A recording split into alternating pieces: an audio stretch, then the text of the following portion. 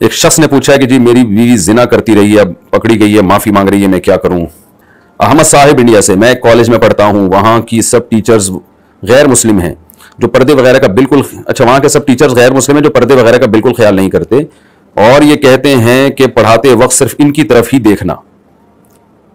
अच्छा, वहां की टीचर्स गैर मुस्लिम है, फीमेल टीचर है जो गैर मुस्लिम है और वो कहती है कि पढ़ाते वक्त इनकी तरफ देखना है, तो इसकी वजह से मुझको बदनजरी का गुनाह मिलेगा या नहीं मिलेगा? आप टीचर की तरफ देख सकते हैं अगर वो फीमेल टीचर है और खासतौर पर वहां का इसरार है कि भाई आपने फीमेल टीचर की तरफ देखना है, क्योंकि बाज़ जगहों पर इसकी बड़ी वैल्यू होती है कि आई कांटेक्ट की, तो उसमें लेकिन अपने दिल के जज्बात पे आपने काबू रखना है। उसको आप बहन समझ के या माँ समझ के देखें, एहतराम के जज्बे से देखें। इसके बावजूद भी अगर आपके दिल में बुरे ख्यालात आते हैं और आपके अंदर जज्बात पैदा होते हैं तो फिर आप नहीं देखें उनको। फिर किसी की मखलूक की नाफरमानी में, खालिक की नाफरमानी में अल्लाह की मखलूक की इताअत जायज़ नहीं है। बाज़ दफ़ा ये होता है कि देखने में कोई फितने का अंदेशा नहीं होता और देखने की ज़रूरत भी होती है, तो ये उसी में है कि अगर देखने में फितने का अंदेशा भी नहीं है और ज़रूरत भी है, ज़रूरत ये है कि क्लास में बार बार आपको कहा जा रहा है तो एक जो है ना, क्योंकि आपको ज़ाहिर क्लास से निकाल देंगे या मुसलसल रहनी टॉर्चर करेंगे, तो ये भी एक नौयत की ज़रूरत है। तो ऐसी सूरत में आप देख सकते हैं, गुंजाइश है देखने की, लेकिन दिल में अगर ज़रा भी बुरे ख्यालात आ रहे हैं अपने जज्बात पे काबू रखें। फिर भी अगर बुरे ख्यालात आ रहे हैं तो इस्लाम फिर आपके लिए, अल्लाह ने आपकी बीवी को पैदा किया है, किसी और औरत से तलज़्ज़ुज़ किसी भी किस्म का हासिल करना ये इस्लाम में हराम है। तो फिर इस हराम काम की आपको इजाज़त नहीं होगी अपने टीचर के ऑर्डर पे। गैर मुस्लिमों का तो फैमिली सिस्टम तबाह बर्बाद हो गया, इनका तो सारा सेटअप भी बर्बाद हो गया, अब ये चाहते हैं कि मुसलमानों का भी बर्बाद हो जाए। तो इस्लाम एक पाकीज़गी का आपको सबक देता है, पाकीज़गी का माहौल बनाता है। मर्द और औरत जहाँ होंगे डिज़ायर्स होंगी वहाँ। इन लोगों ने खाम एक चीज़ फ़र्ज़ कर ली है कि जी वो तो टीचर है तो फलां है, तो भाई औरत तो है ना, ये मर्द है तो वो औरत है, तो मर्द और औरत की तो एक दूसरे की तरफ अट्रैक्शन होती है, उसूल तो यही है। बाकी ये कि बाज़ दफ़ा नहीं भी हो रही होती है, उसमें कोई कशिश ही नहीं है, या मर्द जो है वो अपने जज्बात पे काबू पा सकता है, उसमें इतना कॉन्फिडेंस होता है, तो वो एक अलग बात है। तो लेकिन अगर आपको ज़रा सा भी फितने का अंदेशा हो रहा है देखने में, फिर आपके लिए जायज़ नहीं है। बाकी मसला क्या है वो मैंने आपको तफसील से बता दिया। तहसीन गुलजार, अच्छा ये गैर मुस्लिमों को फितने का अंदेशा भी नहीं हो रहा होता बहुत दफ़ा, क्योंकि इन्होंने इतनी औरत लड़कियां देखी होती हैं, बहुत इनकी गर्लफ्रेंड्स रही होती हैं, जिना कर रहे होते हैं बहुत सारे, सबकी बात नहीं कर रहा मैं, तो इनको नहीं होता। मुसलमान के तो जज्बात अपनी बीवी के लिए होते हैं ना, वो अपनी बीवी के या अपने महरम रिश्तों के अलावा किसी को देखता नहीं है, तो उसमें फितना, उसको फितने का अंदेशा भी ज्यादा होता है क्योंकि उसके जज्बात जमा हो रहे होते हैं, उसकी डिजायर्स होती हैं। तो ये लोग जैसे है ना, एक साहब आए मगरबी किसी कंट्री से, मुझे कहने लगे कि अंग्रेज जो है वो औरतें गुजर रही है उसको देखता ही नहीं है, और हमारे मुसलमान या पाकिस्तानी या इंडियन जब जाते हैं तो ऐसे ताड़ ताड़ के देख रहे होते हैं। तो मैंने कहा जाहिर है वो अंग्रेज नाइट क्लबों में इससे बड़े काम कर रहा होता है ना, या गर्लफ्रेंड के साथ बहुत कुछ कर रहा होता है, तो उसको क्या जरूरत है ये छिछोरी हरकतें करने की कि वो देखे। तो जब आप बड़े जुर्म की तरफ जाते हैं, जब आपको शराब और हीरोइन की आदत पड़ जाए, तो चर्च तो आपके लिए एक मजाक है ना। चर्च तो बेचारा वो पिएगा जिसको हीरोइन शराब नहीं, वो फिर चर्च से या उसकी खुशबू सूंघ के दिल बहला रहा होगा या सिगरेट से दिल बहला रहा होगा। तो इसलिए गैर मुस्लिमों पे अपने आप को हरगिज कयास ना करें। तो गैर मुस्लिम लोग, उनके यहाँ चूंकि जिना हराम ही नहीं रहा है, मना ही नहीं रहा है, तो वो बहुत कुछ कर रहे होते हैं। तो हम तो मुसलमान हैं भाई, हमने तो अपनी निगाहों की हिफाजत करनी है। अपने हमारी मोहब्बत सिर्फ बीवी के लिए होगी, सारे जज्बात बीवी के लिए होंगे जो रुखसत होकर आपके घर में आई है, सारे जज्बात उसके लिए होंगे। इस्लाम का यही हुक्म है, ताकि घर में मियाँ बीवी का माहौल अच्छा हो, एक फैमिली सिस्टम मजबूत हो। औरत और मर्द की मोहब्बत, जो मियाँ बीवी की मोहब्बत है, ये आगे पूरे खानदान को बचाने के लिए पहली सीढ़ी है। एक मजबूत खानदान की तश्कील के लिए सबसे पहली सीढ़ी है मियाँ बीवी की आपस की मोहब्बत। और ये मोहब्बत में जो सबसे बड़ी दरार बनती है, जो चीज वो ये है कि मर्द दूसरी औरतों को झांकता है और दूसरी औरतों को देखता है और अपने जज्बात वहां से पूरी करने की कोशिश करता है। या अब जाहिर जिस औरत से करेगा तो वो औरत का भी तो घर खराब होगा ना, अगर वो मैरिड है। अनमैरिड है तो शादी के बाद फिर वो वफा नहीं करेगी, उसके बीसियों किस्म के ताल्लुकात पहले रहे होंगे, तो सारा निजाम आहिस्ता आहिस्ता तबाही बर्बादी की तरफ जा रहा है। तो बस एक चीज इनको चाहिए, साइंसी तरक्की और नॉलेज। चाहे इंसान गधे घोड़े बन जाए, इंसान न रहे, वो बस तरक्की याफ्ता होने चाहिए। तो इस्लाम तो आपको तरक्की के साथ भाई आपके खानदानी निजाम को बचाने का भी हुक्म देता है। एक शख्स ने पूछा है कि जी मेरी बीवी जिना करती रही है, पकड़ी गई है, माफी मांग रही है, मैं क्या करूं। देखें, शर्म माफ करना जायज़ है, बाकी माफी का मतलब यह है कि उसको रखें या तलाक दें, तो ये बहुत मुश्किल है मेरे लिए आपके बारे में फैसला करना। ये तो जब तक किसी के पूरे हालात, औरत के भी मर्द के पूरे हालात सामने ना, इंसान किसी को मशवरा नहीं दे सकता। तो आपने उसको रखना है या तलाक देना है, ये तो आप जाने, आपकी घर वाले जाने, आप खुद फैसला करेंगे ये। बाकी शरीयत में माफ़ करना ऐसे मौके पे जायज़ है, गुनाह नहीं है। अगर आप उसको तलाक नहीं देते तो गुनाहगार नहीं होंगे, लेकिन देनी चाहिए कि नहीं देनी चाहिए, उसूल तो यही है कि जो जानी औरत हो तो शरीयत में बेहतर यही है कि उसको तलाक दे दी जाए, ना रखा जाए, क्योंकि आगे नसब में बड़ा खलल वाक़ होता है। तो अब वो तौबा कर रही है, दिल से कर रही है, ऊपर से कर रही है, या आप जाने वो जाने, तो इसलिए मैं इस बारे में मशवरा कुछ नहीं दे सकता। अच्छा भाई, तहसीन गुलजार कश्मीर इंडिया से, अगर कोई रिश्तेदार अपने घर आने से मना करे कि हमारे घर ना आया करो तो क्या करें? रिश्तेदारी जोड़ने के लिए इसके घर जाएं या अपने आप को जिल्लत से बचाने के लिए इसके घर ना जाएं? जब वो कह रहे नहीं जाएं तो फिर आप रिश्तेदारी थोड़ी जुड़ेगी। जब जबरदस्ती उसके घर चले जाएंगे, वो बोलेगा मैं मना कर रहा हूँ नहीं आओ और तुम घुसे जा रहे हो। तो उसका तरीका ये है कि बाहर सलाम दुआ रखें, बोलें ठीक है आपने मना कर दिया, हम नहीं आते, लेकिन आपसे हमारी सलाम दुआ रहेगी। कहीं गुजर रहे हो, अस्सलाम वालेकुम, क्या हाल है भाई, खैरियत से आप अंकल, तबीयत ठीक है आपकी? तो इस तरह कोई खिदमत हो तो मुझे बताइएगा। कभी उसको हदिया भिजवा दिया, पैसे भिजवा दिए, इस तरह से रिश्तेदारी जोड़ें।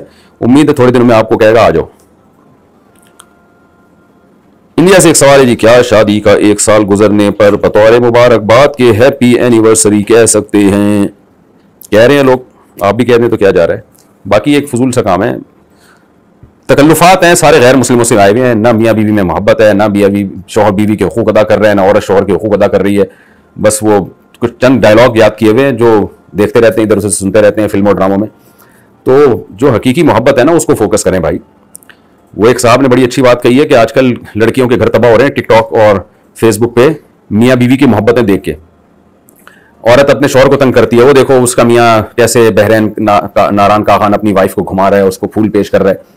ओ भाई, वो जो कुछ अच्छे अच्छे काम कर रहा है वो फेसबुक पे डाल रहा है। जो घर में लड़ाई और दंगा फसाद हो रहा है ना, गाली गलोच और हुकूक अदा नहीं कर रहे, रात को देर से घर से आता है और उसके जो है ना उस पर खर्चा नहीं कर रहा और बच्चों की तरबियत की फिक्र नहीं कर रहा, घर वालों को टाइम नहीं दे रहा, वो चीजें थोड़ी फेसबुक पे डालेगा वो।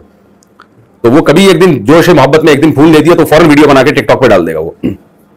तो खवातीन को रियल लाइफ को देखना चाहिए कि रियलिटी, हमारे बाप दादाओं को देखें, हमारी माओ नानियों दादियों को देखें, उन्होंने तो ये तकल्लुफात नहीं किए, हैप्पी एनिवर्सरी और जनाब वो बर्थडे का केक। वो तो सादा लोग थे, लेकिन कैसी मोहब्बत से कैसी कामयाब जिंदगी उन्होंने गुजारी हैं, इसलिए कि वो हकीकी तौर पर एक दूसरे के हुकूक जानते थे और अल्लाह का खौफ था और एक दूसरे से वफा करना क्या होता है ये सब जानते थे। तो इसलिए मेरा मशवरा तो यही, मैं हराम नाजायज का फतवा नहीं दे रहा कि हैप्पी एनिवर्सरी कहना कोई नाजायज है, लेकिन इन तकल्लुफात से अपने आप को निकालें। चंद माह पहले मेरी 1.5 साल की बच्ची का इंतकाल हो गया। मैं इसकी याद में इसकी तस्वीरें सोशल मीडिया पर शेयर करती हूँ। मुझे किसी ने कहा कि इस तरह मुर्दे की रूह को तकलीफ होती है, बराए मेहरबानी वजाहत फरमाएं। मुर्दे की रूह को तो तकलीफ नहीं होती, लेकिन जो जिंदा आप हैं आपकी रूह को बहुत तकलीफ होगी, क्योंकि जब गम है ना उसको शरीयत में भुलाने का हुक्म है, याद करने का हुक्म नहीं है। बस वो बच्ची अल्लाह के पास चली गई, मुसलमान बच्ची थी, क़यामत में आखिरत में इंशाअल्लाह आपको मिल जाएगी, बस इतना सोच के तसल्ली किया करें। फिर उसकी तस्वीरें याद करना, देखना, इससे गम कम नहीं होता, बढ़ता है। और इस्लाम ये चाहता है कि आपके दिल में आखिरत का गम हो, अल्लाह का गम हो, मखलूक का गम अपने दिल में ना रखें, उसको जल्द से जल्द भुलाने की कोशिश करें आप। इसका कोई फायदा नहीं है ना, हर वो चीज जिसका कोई फायदा नहीं है तो क्यों उस काम को किया जा रहा है। या तो होता है ना उस बच्ची को याद करने से वो बच्ची जिंदा होकर आ जाती है, अब ये तो मुमकिन नहीं है। अब वो बच्ची आखिरत में आपके लिए अल्लाह ने जखीरा कर दी, बस ये सोचा करें। तो मेरा मशवरा यही है कि आप ये काम ना करें, इससे बच्ची को तकलीफ हो ना हो, आपको तकलीफ होगी, और शरीयत उस तकलीफ पे आपको अजर देती है जो आपके इख्तियार में ना हो। और जो आप सोच सोच के, खुद तस्वीरें देख देख के सोच सोच के जो अपने गम को बढ़ाएंगी, इन गमों पे अजर नहीं मिलता अल्लाह की तरफ से। मैके रहने की हालत में जरूरियात का खर्चा क्या शौहर के जिम्मे है या बाप और भाई के जिम्मे? कुर्बानी सेट के खातून ने सवाल पूछा है जी। देखिए, मैके रहने की सूरत में मैके रह क्यों रही है? शौहर की इजाजत से रह रही हैं या शौहर से लड़के आई हुई हैं बगैर इजाजत के? तो अगर शौहर की इजाजत से रह रही हैं तो फिर तो शौहर के जिम्मे नान नफका। लेकिन अगर शौहर से लड़ाई करके आई हुई हैं और फिर मैके रह रही हैं तो जितने दिन मैके में गुजारेगी शौहर के जिम्मे उसका नान नफका नहीं होगा। फिर किसके जिम्मे होगा? तो अब्बा के जिम्मे होगा या भाई के जिम्मे होगा। अब्बा नहीं है तो भाई के जिम्मे होगा, वैसे तो अब्बा के जिम्मे होता है अगर अब्बा ने खुशी से रखा हुआ है। हिंदू लड़की ने खुफिया तौर पर इस्लाम कबूल कर लिया है, मगर घर वालों की सख्तियों से बचने के लिए हिंदू बन के रहना पड़ता है, तो क्या ऐसा करना जायज है? अगर इतना खतरा है ना कि अगर उस लड़की ने अपना इस्लाम जाहिर कर दिया तो बहुत ज्यादा मारेंगे पीटेंगे या खुदा न ख्वास्ता कत्ल भी कर देते हैं बाज दफा, तो मारपीट का, बहुत शदीद मारपीट का खौफ है, तो फिर ये लड़की अपने इस्लाम को छुपा सकती है। अल्लाह ताला ने कुरान में इजाजत दी है। ऐसी बहुत सारी लड़कियां हैं हिंदू घरानों की जिन बेचारियों को खतरा होता है कि हमने इस्लाम जाहिर कर दिया तो हमें कत्ल कर देंगे। तो ऐसी सूरत में वो अल्लाह से ये बात कहें कि अल्लाह मैं मुस्लिम हूं, मैं एक खुदा को मानती हूं, मैं इन बुतों को नहीं मानती, मैं मोहम्मद सल्लल्लाहु अलैहि वसल्लम को तेरा आखिरी पैगंबर मानती हूं। अब मैं मजबूर हूं, मजबूरी की वजह से इनकी रसूमात में मुझे शिरकत करना पड़ता है, तो अल्लाह तो मुझे माफ कर दे। तो अल्लाह गफूर रहीम है, अल्लाह ताला माफ कर देगा और ऐसी लड़की का शुमार इंशाअल्लाह अहले इस्लाम में ही होगा। तो छुप के जितनी नमाजें पढ़ सकती है वो नमाज पढ़े, छुप के रोजे रखे जो रमजान के रोजे, इस तरह से जब तक मुमकिन हो करे, और फिर जहां अल्लाह उसको तौफीक दे, कोई ताकत और क़ुव्वत और हिम्मत दे, तो वो अपने इस्लाम को या तो जाहिर कर दे या किसी मुस्लिम से निकाह कर ले, कोर्ट में जाके, अदालत में जाके, ताकि वो मुसलमान मर्द उसको तहफ़्फ़ुज़ दे सके। मिसेस ज़िया अबू ज़हबी से, फजर की आज़ान के साथ ही वुजू करने गए और हैज़ का पता चला कि शुरू हो गया, तो क्या अब ये फजर कज़ा करनी होगी? अजान के साथ ही वुजू करने गए और पता चला कि जी मेंसेस आना शुरू हो गए। नहीं, ये फजर कज़ा करनी नहीं होगी, बल्कि ये फजर साकित हो गई। मेंसेस का खून औरत को नमाज का टाइम खत्म होने से 2 मिनट पहले भी आ जाए, 3-4 मिनट पहले भी आ जाए, तो बस वो वाली नमाज साकित हो जाती है। अगर किसी औरत ने नमाज डिले की, जैसे जोहर की नमाज डिले की, पढ़ी नहीं है और डिले करते हुए आखिरी वक्त में मेंसेस आ गए, तो वो जोहर साकित हो गई। इसी तरह फजर में भी ऐसे ही है। अगर वॉश बेसन किबला रुख हो तो इसमें कुल्ली कर सकते हैं। शगुफ्ता यास्मीन इंडिया से, जी वो किबला रुख होता है तो वुजू कर रहे होते हैं, तो उसमें कुल्ली करने में कोई हरज नहीं है। अगर सीढ़ी की जगह के नीचे को इबादत का कमरा बना दिया जाए और इसमें कुरान भी रखा जाए तो बेअदबी तो नहीं होगी? नहीं जी, बेअदबी नहीं होती, क्योंकि नीचे का जो कमरा है, जब सीढ़ी के नीचे आप दीवार बनाएंगे तो बिल्कुल एक अलग वो मकान कहलाएगा। इसकी मिसाल ऐसे, जैसे नीचे एक पोर्शन होता है, एक पोर्शन ऊपर होता है, तो नीचे वाले पोर्शन में कुरान रखे हुए होते हैं, ऊपर वाले पोर्शन में लोग बैठे हुए होते हैं, तो ये बेअदबी समझी नहीं जाती, क्योंकि ये नहीं समझा जाएगा कि ये कुरान के ऊपर है, बल्कि वो पोर्शन ही अलग है। तो जब सीढ़ी के नीचे आपने कमरा बना दिया तो वो एक अलग पोर्शन बन गया बाकायदा, तो उसमें फिर कोई हरज नहीं है। वैसे भी अदब का ताल्लुक उर्फ से, उर्फ में इसको बेअदबी समझा नहीं जाता कि नीचे कोई छोटा सा कमरा है, उसमें कुरान रखा हुआ है और दूसरे लोग छत पर हैं, तो इसको बेअदबी समझा भी नहीं जाता। तो सीढ़ी भी छत के तौर पर ही बन जाएगी ऐसी सूरत में। अच्छा भाई, मुफ्ती साहब, क्या बीवी शोहर की इजाजत के बिना किसी महरम के साथ तबलीगी जमात में जा सकती है? नहीं जी, बीवी घर के से बाहर शोहर की परमिशन के बगैर नहीं जा सकती। शोहर के साथ जाए ना, अच्छी बात है, वो भी इंसान बन जाएगा इस बहाने। क्या शादीशुदा औरत के जेवरात की ज़कात इसको शोहर नहीं दे सकता? अगर शोहर नहीं दे सकता तो औरत कहां से पैसे लाएगी ज़कात अदा करने के लिए? ये बड़ा सवाल करती हैं खवातीन कि हमारे पास इतना सोना है, हम उसकी ज़कात के लिए कहां से पैसे लाएं? ये बिल्कुल ऐसे ही है जैसे कोई कहे मेरे पास 2 लाख रुपए पड़े हुए हैं, मैं उसकी ज़कात के लिए कहां से पैसे लाऊं? तो भाई 2 लाख रुपए है ना, तो यही रुपए ही तो पैसे हैं। यानी आप कह रहे हैं कि मेरे पास 2 लाख पैसे पड़े हुए हैं, तो मैं उनकी ज़कात के लिए कहां से पैसे लाऊं? तो ये पैसे हैं आपके पास। तो जब आपके पास सोना पड़ा हुआ है तो ये पैसे ही तो हैं, 2 मिनट में कैश हो जाएगा। तो किसी को भी दें आप कि भाई ये मेरे पास सोना है, इतना सोना जरा कैश करा के ले आओ, 2 मिनट में ले आएगा। तो कहां से पैसे लेकर आए? दुकान से पैसे लेकर आए, या फिर डायरेक्ट वो सोना ही गरीब को देते हैं उसमें से 2.5% काट के। तो ये अजीब बात है कि जी कहां से पैसे लाऊं? तो वो पैसा ही है जो गोल्ड आपके पास रखा है। बाकी ये कि शौहर अगर देना चाहे बीवी की तरफ से ज़कात तो बहुत अच्छी बात है, लेकिन बीवी को बता दे, उसकी इजाजत ले ले कि भाई मैं तुम्हारी तरफ से ज़कात दे रहा हूं। अगर वो कह दी तो शौहर के देने से भी ज़कात अदा हो जाएगी। क्या शादीशुदा औरत के जेवरात, अच्छा ये हो चुका है, एहतलाम की वजह से कपड़ा नापाक हो गया तो पाक कैसे करें? भाई ऐसे ही पाक करें जैसे बगैर एहतलाम के कपड़ा जब नापाक हो जाता है पेशाब वगैरह लगने से। तो तरीका यह है कि जब नाइटफॉल हुआ, एहतलाम हुआ, आप सुबह उठे, आपने अपने पैंट पे या शलवार पे कोई गंदगी देखी, तो आप वॉशरूम में ले जाके सिर्फ उतना हिस्सा धो लें जहां जहां गंदगी नजर आ रही है आपको। जो नजर नहीं आ रही वो मुआफ है, जो नजर आ रही है बस उतने हिस्से को पानी के नीचे रखें और अच्छी तरह रगड़ लें उसको, ताकि वो गंदगी दूर हो जाए। और फिर उसको अच्छी तरह नलके के नीचे 3 दफा धोना भी जरूरी नहीं है, बस नलके के नीचे रखा, पानी बह रहा है और आपने उसको अच्छी तरह रगड़ लिया। साबुन लगाना भी जरूरी नहीं है, अच्छी तरह रगड़ के आपने उसको निचोड़ लिया तो बस कपड़ा पाक हो गया। साबुन लगा लेंगे तो जरा और जल्दी साफ सुथरा हो जाएगा। फिर वहम ना करें कि पता नहीं शायद यहां भी लग गई हो, शायद यहां भी लग गई हो, तो वहमियों का कोई इलाज नहीं है। शरीयत ने तहारत के अहकाम में हमें आसानी दी है कि जहां आपको नजर आ रहा है बस वो जगह धो लें, बाकी की आप फिक्र ना करें, वो माफ है।